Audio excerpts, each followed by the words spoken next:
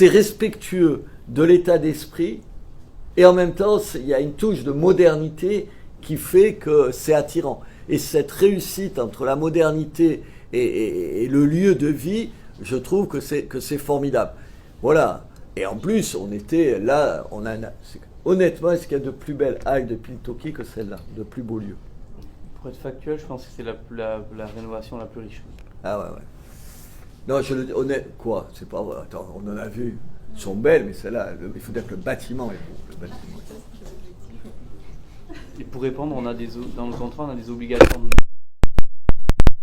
Vous avez quantifié les passages, le nombre de personnes qui vont... D'après vous, est-ce que vous vérifiez le nombre de journaux que vous vendez tous les jours? Votre patron, il le fait ou pas? Et si vous n'en vendez plus, qu'est-ce qui se passe? Il va y avoir un problème. Voilà, mais eux, c'est pareil. Ouais, c'est normal, attends, c'est la vie. Est-ce qu'on peut avoir des chiffres sur le nombre de personnes qu'il faut voilà, on aura les chiffres. Ah non, on a des compteurs. Quotidien, tout par Attendez, mais on ne vous les donne pas, mais je vous signale qu'on a des compteurs de toutes les rues de Béziers, évidemment. Quand on fait une animation, madame, vous vous doutez bien que quand tu fais une animation, si je vais demander à ma DGS, est-ce que ça a bien marché, spontanément, elle va me dire oui. Moi, ce que je veux, c'est qu'elle dise oui, je vois que ce soit oui, et que surtout que les chiffres m'attestent que c'est oui. Donc, dans toute la ville, il y a des compteurs qui nous permettent de savoir. Puis, il y aura des chiffres d'affaires aussi pour les commerçants, on le fera avec eux, tout ça. En plus, il y a une partie qui est liée au... Non. Ici. Et vous avez vu qu'en plus, il y a une salle, il y a une salle ici. En termes de fréquentation, La salle de vous êtes séminaire. installé ailleurs, il y a eu un changement radical, la fréquentation n'était plus la même. L'évolution, vous avez des données dessus ou pas? Oui, bien sûr. Dans tous nos projets, donc première année, on est sur 700-800 000 visiteurs, donc c'est ce qu'on attend ici, dans nos prévisions. Et ensuite, on a, à chaque fois qu'il y a une rénovation de halle, il y a toujours de la crispation, le camembert à partager le même. En fait, on voit qu'à chaque fois que l'outil est rénové, qu'il y a une synergie qui arrive, et l'augmentation est entre 20 et 25% dès la première année du chiffre d'affaires des commerçants autour de la halle. Et il y a aussi qui est dû aussi à une augmentation de la fréquentation et des flux piétons et voitures. Et puis, il y a tout le quartier qui va en profiter. Je ne sais pas si vous avez vu que Via Terra, c'est-à-dire en gros la ville quand même, pour parler en français, Via Terra a racheté la petite, comment elle s'appelait, la boutique qui était là au coin. L'original. Vous vous rappelez dans quel état c'était l'original? Est-ce que vous avez le vague souvenir de ce que c'était? Est-ce que vous êtes allé voir ils ouvrent ce matin? Ouais.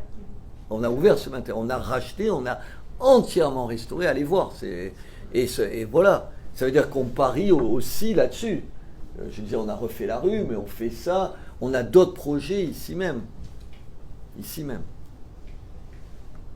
Et on inaugure la synagogue 1er décembre. Voilà. Vous avez ce que vous vouliez savoir. On va manger quelque chose. Là, il y a de quoi, hein.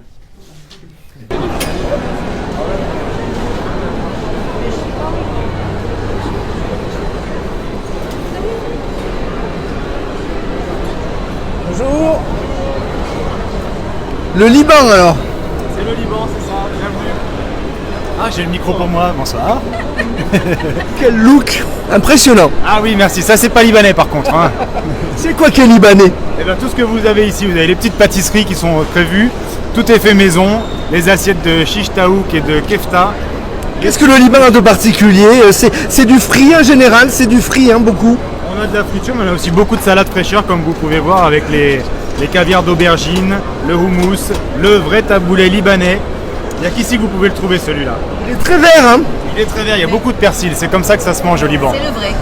C'est le vrai. Et vous êtes du Liban, vous? Moi, je suis libanaise, oui. Votre prénom? Mona, C'est vous qui cuisinez tout? tout à fait. C'est vrai? Et mon gendre apprend en même temps, il va cuisiner aussi. C'est la première fois que vous tenez quelque chose sur le Liban? Je suis déjà Mona Liban à Béziers, je fais les estivales. Et du coup, maintenant, je me suis installée en plus au Hall. Comment vous trouvez là?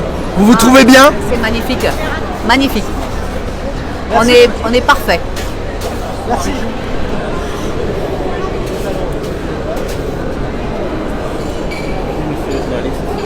Salut Mousse, ça va?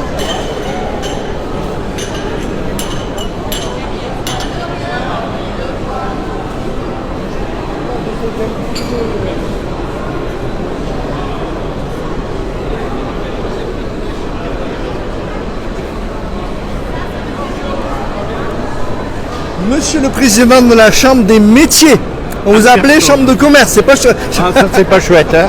Parce que nous on ne fait pas du commerce, vous savez, l'artisanat, on travaille avec nos mains et avec notre tête. Vous vous sentez bien là ici? Ah, là je me sens merveilleusement Comme un poisson dans l'eau.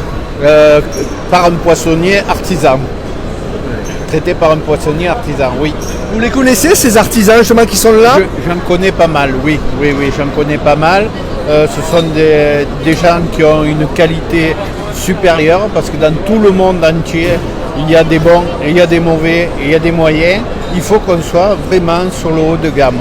L'artisanat ne pourra s'en sortir que si on est meilleur que les autres. Ah mais c'est cher. C'est pas vrai. C'est pas vrai. Alors je vais vous expliquer quelque chose simple. Vous achetez une côte de bœuf dans un truc où il y a 500 voitures sur le parking et il y a 40 personnes ou 200 Des laitières en général? qui travaillent. Des vaches laitières hein, Voilà. Et vous l'achetez chez un artisan boucher. Dans l'artisan boucher, vous allez avoir juste le gras qu'il faut et juste l'os qu'il faut. Alors que celle que vous avez achetée dans un grand truc, eh bien vous allez l'en donner la moitié à votre chien, l'autre moitié à votre chat. Au final, vous n'aurez rien mangé. Et si ça, vous appelez ça que c'est pas cher, vous me le direz.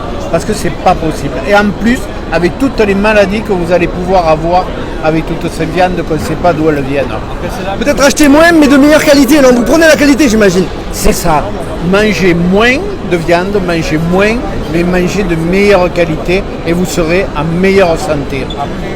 Comment vous trouvez là? Quelle a été votre première impression? Vous étiez déjà venu pendant les travaux? Non, j'étais pas venu pendant les travaux, mais j'étais venu avant les travaux parce que vraiment, je m'excuse, il n'a pas osé le dire, monsieur le maire, mais elles étaient pourries, ces halles. Elles étaient pourries comme les halles de Lunel. Les halles de Lunel sont pourries. Depuis les années 80, les derniers travaux. Voilà, il faut les refaire. Donc à un moment donné, j'entends... Y mettre l'argent, on sent que la mairie même a doublé le budget. On se demande... ouais, Oui, voilà. on se demande comment il a fait, mais il a expliqué. Hein. Ouais. Il a expliqué, il y a eu une réduction de personnel, il y a du salarié qui travaille bien et qui travaille correctement, dans de bonnes conditions, et je trouve que c'est un bon compromis. Il y a un bon compromis. Il faut des choix. Vous parliez d'acheter de la bonne viande, il faut aussi mettre l'argent pour un lieu qui va durer. Voilà, parce que là, c'est pas fait pour 2 jours. Hein. Quand il y a une réflexion comme ça qui coûte 20 millions, c'est fait pour 100 ans hein, ou 80 ans. Hein. Vous êtes fiers de voir des choses comme ça? Ça correspond à ce que vous défendez? Oui, ça correspond parfaitement à ce que je défends tous les jours. Et quand je l'entends dire tout à l'heure en fin de réunion, qui dit on va construire des bâtiments en pierre, mais on est malade aujourd'hui sur cette terre. On fait des cairons avec de l'énergie, avec plein de cairons, c'est des agglos pour construire des maisons. Oui. Après on met de l'isolation à l'intérieur. Après on met encore autre chose, du plastique et tout. Alors que si vous construisez en pierre, un mur de 30 cm en pierre correspond à la même isolation qu'un cairn de 20 cm et une isolation de 10 cm. Et le bois, qu'est-ce qu'il y a de plus isolant que le bois? Il a raison quand il a dit, seulement il faut que tout le monde joue le jeu, que les architectes jouent le jeu, que les constructeurs jouent le jeu, que tout le monde joue le jeu. Parce que ce n'est pas possible. On ne pourra pas vivre sur cette terre si on continue à gaspiller avec des voitures électriques qui ne peuvent... Vous avez des petits-enfants? Oui. Bon, donc vous allez les envoyer en Afrique pour récupérer la matière qu'il faut pour construire les batteries. On revient au bon sens. Moi je me rappelle de mes grands-parents. On a sauté une génération, la nouvelle génération peut-être n'a pas vu cultiver le potager, tout ça, la bonne nourriture, le bon fromage. Moi mes grands-parents, il n'y avait pas du luxe chez eux, mais c'était la bonne nourriture, c'était les bonnes valeurs. Voilà, vous savez, chez moi à Lunel, j'habite en plein centre-ville.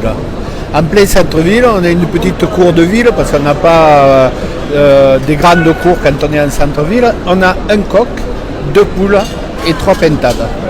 Et elles chantent le matin et les voisins nous disent c'est merveilleux. c'est merveilleux. Il y en a marre. Vous n'avez pas eu de plainte? Rien. Non, tout le monde nous dit non. Ben, je l'ai dit à monsieur le maire, j'ai dit attention, il m'a dit ben, s'il y a un problème, il faudra le régler. Ben, j'ai dit oui, on le réglera. Mais on est sur le bon sens. Il y a 20 ans en arrière, j'aurais pas pu le faire. J'aurais pas pu le faire parce que j'aurais rencontré un mec d'un endroit en France qui est la capitale et qui allait râler. Non, maintenant ils ont tous compris que la bouse de vache, à Lunel, il y avait 4 étables avec des vaches pour pouvoir faire du lait. Moi je me rappelle à prendre le petit litron en alu et aller chercher directement le lait le matin. Mais c'est fabuleux. Bon, c'est compliqué la vie. Hein. Bon, vous êtes au gourmand comme moi, vous allez vous régaler là. Ouais. Vous avez picoré quoi là? Vous avez goûté quoi? Je commençais par des petits chorizo. Il y a du Liban là, il y a un peu de tout. Ouais. Ça c'est excellent. Hein. Ouais. Vous l'avez goûté? Oui. C'est excellent. Et il y a du taboulé avec du persil. Ouais. Ah, du taboulé avec du persil. Ouais, très vert là. Ouais. Je vous laisse découvrir. Allez. Merci beaucoup, président. Merci à vous. Merci. À bientôt.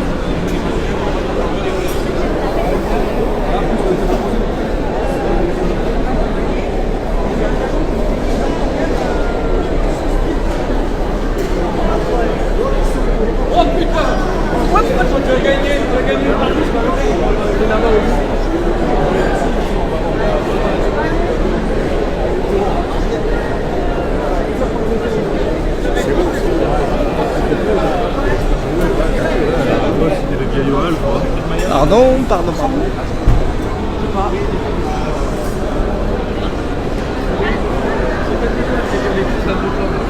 Bonjour.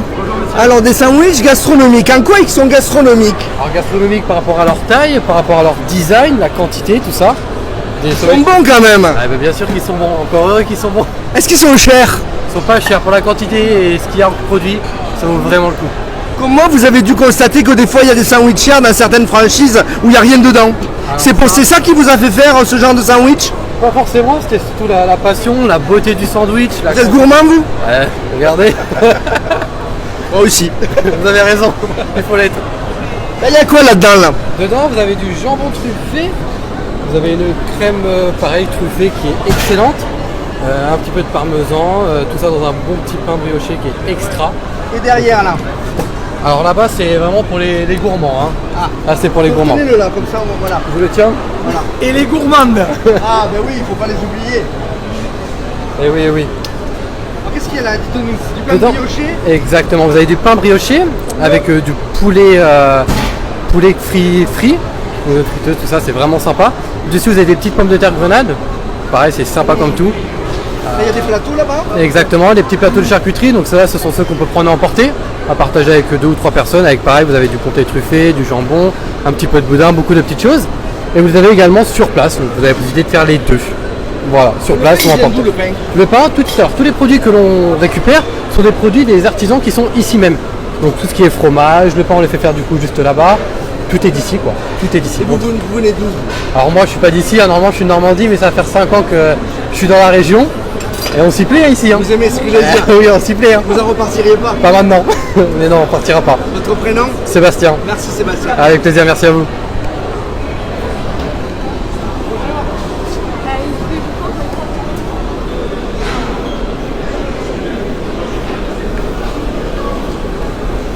Voilà, et nous arrivons à un bar à viande, Malambo.